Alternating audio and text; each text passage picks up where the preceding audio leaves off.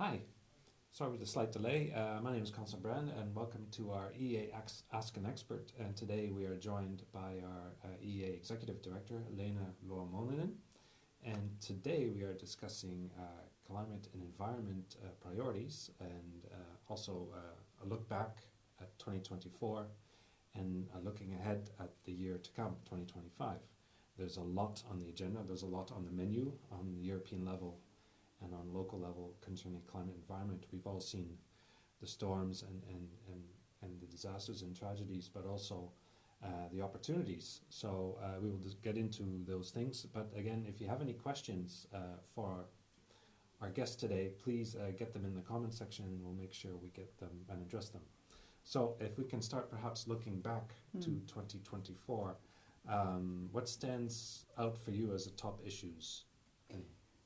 Of course, it was a special year in the European politics because we had the European elections, and hence we now have a new parliament and a new commission and new political agenda for the EU. So of course we also try to always see how our work is helping and supporting these political priorities and how we perhaps have to fine-tune our priorities. But of course, the big issue is of course the climate change, and especially the emergency that you also already mentioned. The last year was the hottest year in the records, and so were the previous ones. And we see more and more the climate extremes, weather extremes and other events. And this is where our first ever climate risk assessment landed early last year in this, let's say, pre-election phase. And it was very well received. We managed to have a very comprehensive risk assessment, first of its kind, and really it resonated with the policymakers, decision makers, but also with different stakeholders. So we have had a lot of, let's say, still I'm speaking about it and the colleagues are speaking about it. So that stands out as a really big achievement. It's really at the forefront because, again, what we saw in Valencia and so forth and the storms we've seen over the winter, that it's something that remains at the top of the agenda. Absolutely. And now it's been also being picked up in the political agenda. So resilience, water resilience as well, but also how can EU in its legislation, of course, together with the member states and regions and cities, respond and prepare our societies to the climate that is already different than it was before.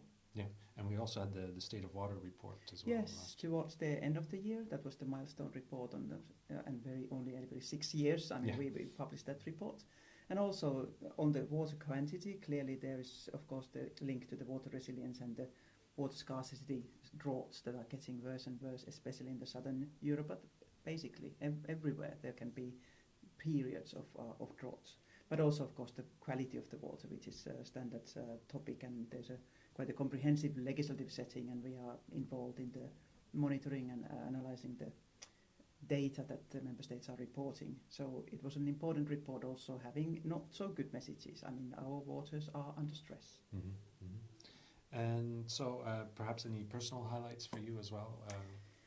Yeah, I think it was a year when I had really a pleasure and opportunity to introduce our key reports to the really prime audiences, European Parliament, the ministers, and especially I remember the Belgian Presidency Council, Informal Council, where I could talk about our forthcoming UCRA report, the risk assessment, climate risk assessment report, circular economy, and just transition, just resilience. So having these opportunities to speak to those who are forming and developing and deciding on the policies is really, of course, very rewarding. Although the work is done by our experts and teams here, so I have the pleasure and opportunity to speak about them.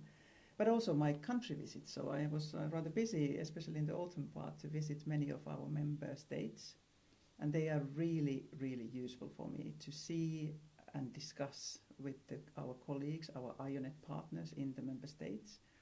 And sometimes also having possibility to address other stakeholders or having press events to understand how our 27 member states and the wider, our member countries audiences are very, the countries are different, their settings are different, and their priority issues are somewhat different. And you don't see that and understand that but by visiting and having these discussions. Yeah, perhaps just to remind our audience, I mean, the network we're talking about and the membership comprises nearly 40 countries, 38, Indeed. And cooperating countries as well. So it's quite a huge network. Yes, and this IONET network, of course, I mean, as we are not only an agency, but we are really a network organization. So together with our IONET partners, it is a really a great and already 30 years plus old setting, and also now more critical than ever. Of course, it's the member states, member countries who are submitting the reports and the data to us, and then together we are analyzing and co-creating also then these knowledge products that hopefully then are resonating also with the policy development and let's say conclusions at the European level, but also serving the national purpose. Yeah, good. Before we get into this year, just a reminder to those viewing, if you have any questions or comments, please jot them in the comment section and we will get to them during the next few minutes. Perhaps we can now turn to this year. We know there's been a lot of change in Brussels, in the EU, priorities, new Commission, new European Parliament, as you mentioned. So what are we looking at for 2025? Of course, this is a big year for us, our agency, because this is the year when we publish our 5-year report on the state and outlook of the European environment. So it will be launched in the autumn, but of course I mean, the team is working hard on it, and we are also involving our stakeholders in preparing it. So that is the big, every 5 years only, so it must be a big issue. And it's of course first for me, I mean, to see it in this position, how it's being created and co-created also with our partners and stakeholders. But of course we are working also on all the topics, I mean other topics. I mean of course the climate resilience, the societal preparedness is a big topic, and we support the Commission on these issues. And indeed, I mean, still speak about the UCRA outcomes as well. Of course, we are all the time publishing reports, but maybe the most recent one is the so-called EMTE report that we made together with our other sister agency in Lisbon, the Maritime Safety Agency, on the marine transport environment report. Also, not so often done report. And we had a big event in Lisbon only last week. And forthcoming reports, the 8th Environment Action Programme report, monitoring report, is to be published soonish, and then also the Zero Pollution report. So our work is of course continuing, but then yes, I'm looking forward to the end of September launch of the SOER. There's a lot of key reports coming up. What about themes and issues? I mean, I'm assuming climate change, climate resilience will still be a big issue. Absolutely, climate both mitigation and adaptation will be on our agenda, as they are in the Commission's political agenda as well. Furthermore, I mean, of course, I mean, in supporting now the DG Environment in particular on the circular economy, the competitive circular economy, which is now also in the title of the new Commissioner, Roosevelt, but also water resilience. How can we support the European Commission on those issues? So it's basically all our work streams, of course, and legal tasks. I mean, they continue, and of course, we are also assuming a lot of, I mean, taking on new tasks, the nature restoration law, which I didn't mention as a highlight of last year, but it also is starting now to be implemented, and our role is in that as well, rather substantial. Before we get a bit more into the State and Outlook report and what it is, perhaps you can explain a bit, just going back to your visit to Slovenia last week, what are your key takeaways from that? It is an example of a country which is very vulnerable to climate risks. They had a massive floods, I mean, 2023, which also the economic costs were huge. Luckily, no casualties, highlighting the importance of these early warning systems and the importance how different authorities and disciplines are working together, so meteorological and hydrological systems, and also then that this data is disseminated. It's a small country, but very diverse, so it was very, let's say, eye-opening to see also on maps and in practice how they do, let's say, the monitoring of the floods, for example, in this country. But we also had a good discussion with the IONET partners how we can improve our collaboration. It was also there was a ministerial regional meeting before, so exactly which was on climate Ukraine. adaptation. Yes. So it is a hot topic, and this Slovenia is also front running in this region to also trying to, let's say, activate the other neighbors. I mean, on this issue. So it's excellent. Mm-hmm. Mm-hmm. Good. About the State and Outlook report, why is it so important to the agency's work? It is the report that is mentioned in our founding regulation as well. So it is really in the core of what we do, what we deliver. But it is, of course, I mean, it is the report where we try to synthesize and connect the dots, and really not only look at what do we know about the state of the environment in Europe, but also how does the progress look like. And of course now also, I think since the couple of recent reports, it has been also looking really the system changes. So how the systems of food, mobility, energy have to change, or what kind of challenges there are in this sustainability transition. This time we try also a bit new things.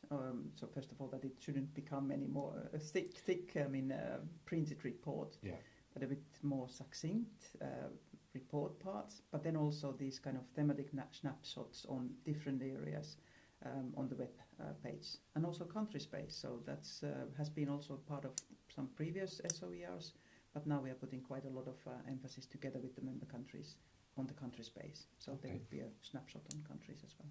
Cool, thank you. We're starting to get some questions in, so I'll get right to it. From Tina, you mentioned working with countries. Is that limited to data flows? Can you give some examples? Oh, no. I think we are working on with member countries on all aspects. So of course the data flows is important, and we support them in reporting the data, be it the legally required or then voluntary, as in some cases it is. But also then we have IO networking groups or groups, I mean, who are looking at these different themes. I think we have at the moment 12 different groups, and they are working both on the cross-cutting issues like digitalization, but also then themes like circular economy. So I would say that most of our reports are a result of collaboration with our member countries and the IONET network. And then of course, I mean, we try to be, I mean, also be used with together, I mean, disseminate the messaging from our report. So this kind of communication and dissemination aspect is also very important. And of course we get also the information, how is our reports and knowledge products taken up, perhaps also at the national level. Okay. Another question from Sylvia. Thank you for the session. My question is, in what extent mobility challenges are important for the EEA in the next years? Is mobility active a main priority for you? It is part of our climate efforts, but also, like I mentioned, this maritime transport issue is also, I mean, it is a mobility sector, I mean, maritime transport. So yes, mobility is a system that we also will look in this whole SOER report, so that from a really system level. But yes, I mean, of course, mobility is both contributing to greenhouse gases, but also air pollution, noise, and we are basically working on all these issues. So yes, we are actively looking at that as well. And I think we have a special mobility report coming out this year? I have forgotten. We had a transport one last year, and we also did a collaborated one with the European Aviation Safety Agency. So that also came out. Yeah. So again, we're covering all areas of transport as well on these things. A question from Rosano. No, we are absolutely not ready, as Valencia really has shown again and made us tragically aware. Indeed, any real commitment in improving our preparedness as warning systems, population drills and trainings, educations, cooperation with Copernicus? Great question. And of course, this is really this shared competency. Yeah. So our role is to provide risk assessment knowledge, but also we are hosting the so-called Climate Adapt, a platform where also solutions, I mean, really, and usually they are very local or regional solutions, can be shared, so that, I mean, everybody doesn't need to reinvent the wheel, but we can learn from the best practices. But of course, I mean, indeed, majority of these adaptation-related tasks are done either at the national level or regional, or even indeed municipal city level. So when you talk about floods or forest fires, I mean, then it has to be, of course, at the very, very local and regional level done. But yes, I mean, learning from how different countries are doing, for example, these early warning systems, or how can we use the land monitoring and satellite monitoring on observing droughts or floods, indeed. I mean, this is, of course, a part of what we are also involved in. Yeah, it's vital to saving lives in the future, for sure. We have a question from Zach. How can you help companies in Europe to improve on their biodiversity? And are you looking to build partnerships with companies that can help with this? Really great question. And I think we should be more also engaging with the private sector on biodiversity issues, but also many other issues. And here we are not that good. I mean, I will reach out to the, let's say, industry associations or private companies in other sense. We have limitations what we can do and have been doing. But there are certainly, I mean, high interest, I know, on biodiversity in particular, and of course certain new ideas also on this nature credits, where we are not now actively working on, but we know that it is being looked at also by the Commission.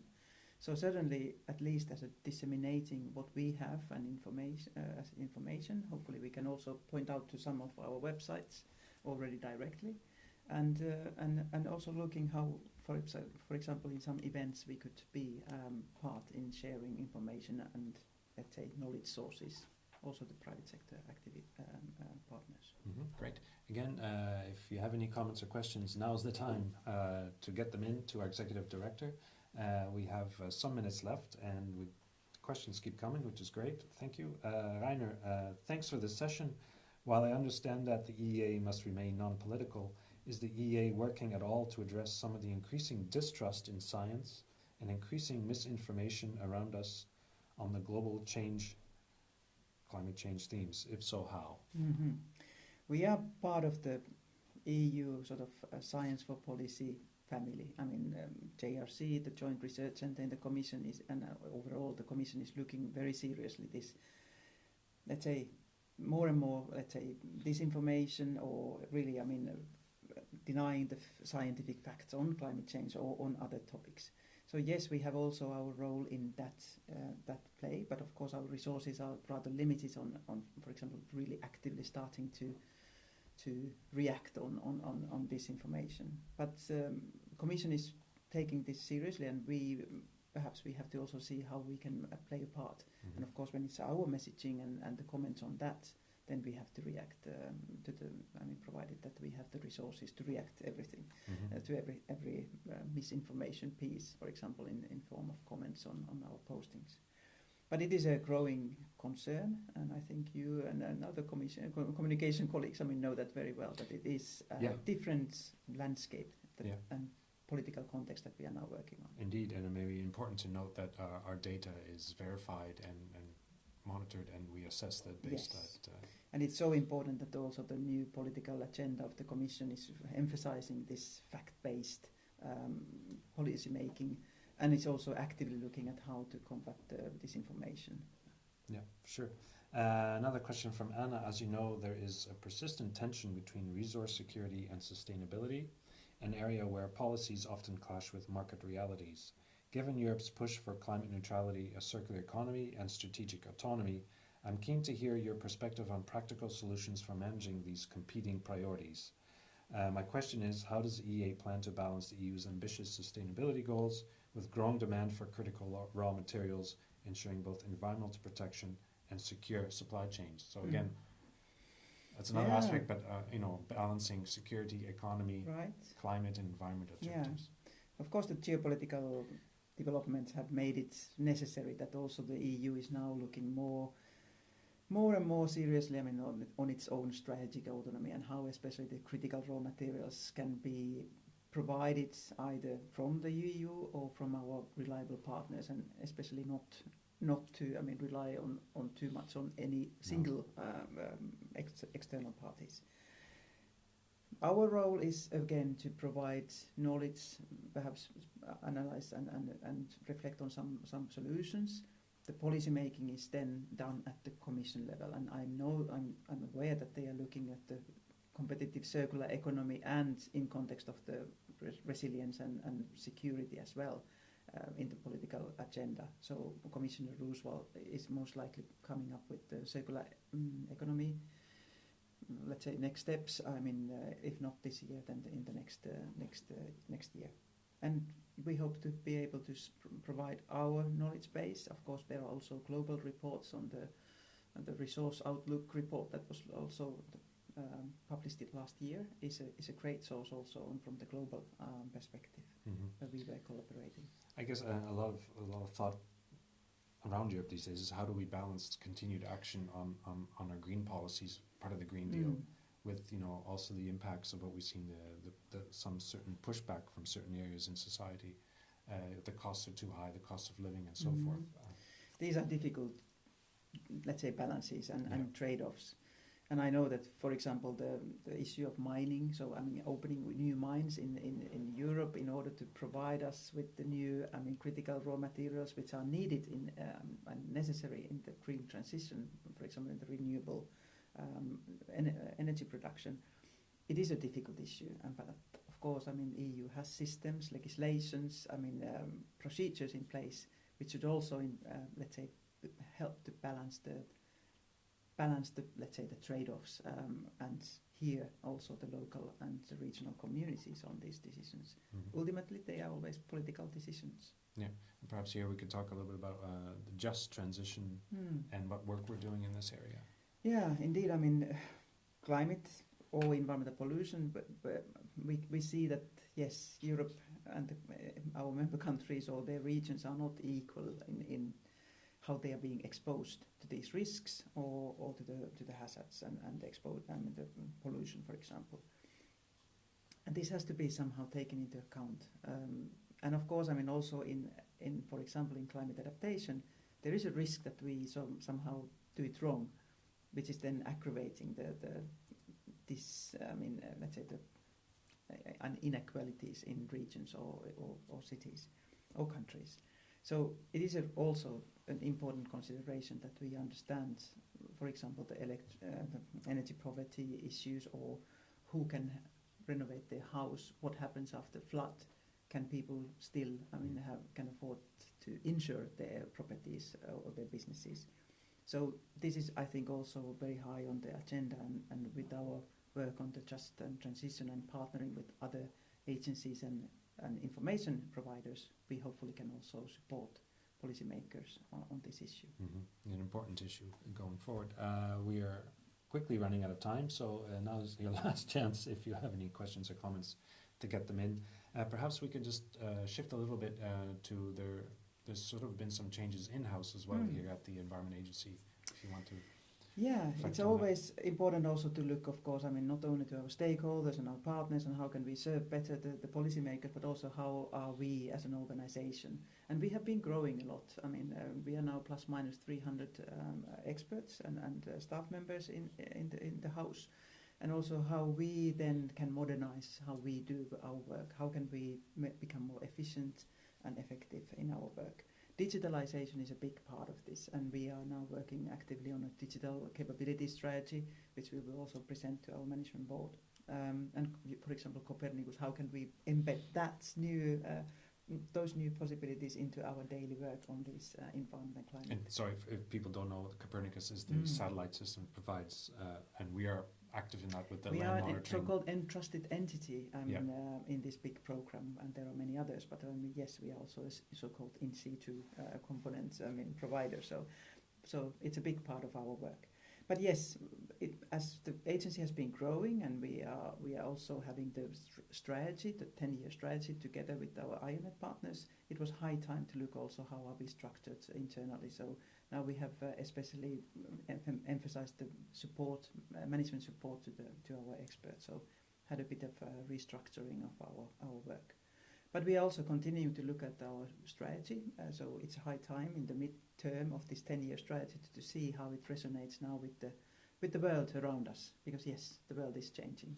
And it's changing fast, also with AI and so forth. Absolutely. Which leads me to probably our last question. Thanks a lot for this session. As coordinator of an 2020 EU project developing Horizons 2020, developing autonomous environmental monitoring technology, which could be the next step to foster the adoption of policies including robotics to monitor the Natura 2000 network. Wow. So I mean, the introduction of AI and technology, I guess we are taking these into consideration as well. Yeah, I hadn't heard about robotics, but I mean, sure. I mean, this is, all in all, it's also important to mention that, yes, there's a lot of talk about the simplification at the moment. Yeah. It is mainly now about simplification of the so-called administrative burden towards the companies, but we are mainly talking about reporting from the member states.